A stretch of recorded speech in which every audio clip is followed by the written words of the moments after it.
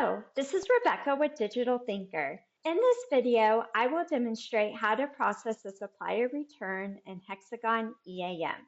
Before I begin, remember to subscribe to this channel and like this video if you find it helpful.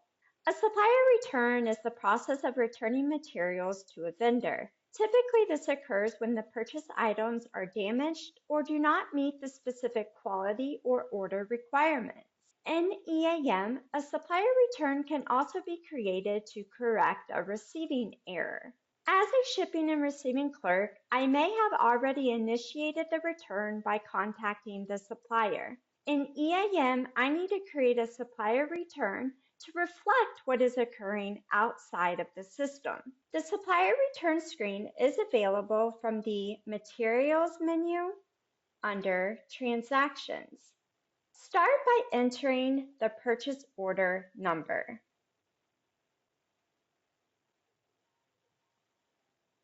Doing so will automatically populate the supplier and the return from details. If the parts were received into stock, the parts will be returned from the store. For direct purchases in which the parts were issued directly to a work order upon receipt, the return will be from the work order. Also, a supplier may provide a return authorization number. So here I am using a user-defined field to capture that information.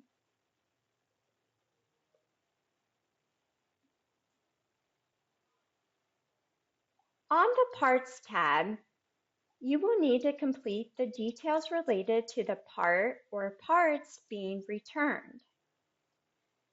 You can click Actions, Retrieve Parts, or manually enter the part details. I am only returning one part, so I am going to select the part from the lookup.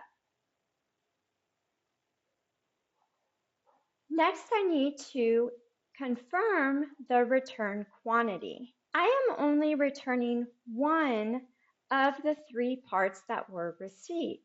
And the reason for this is that the part was damaged. So I can designate the reason for return.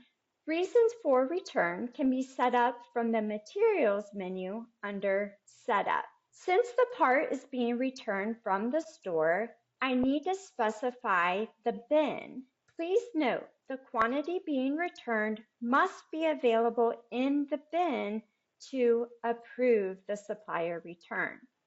You will notice additional details are available, such as the related work order for direct purchases and the asset ID for track by asset parts. If this is the only part being returned, I can save the part details and navigate back to Record View. Here I'll need to update the status.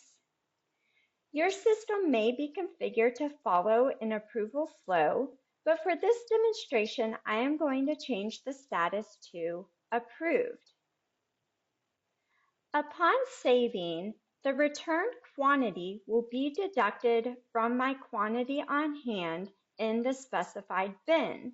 If I expect to receive a replacement from the supplier, I can leave the PO line active.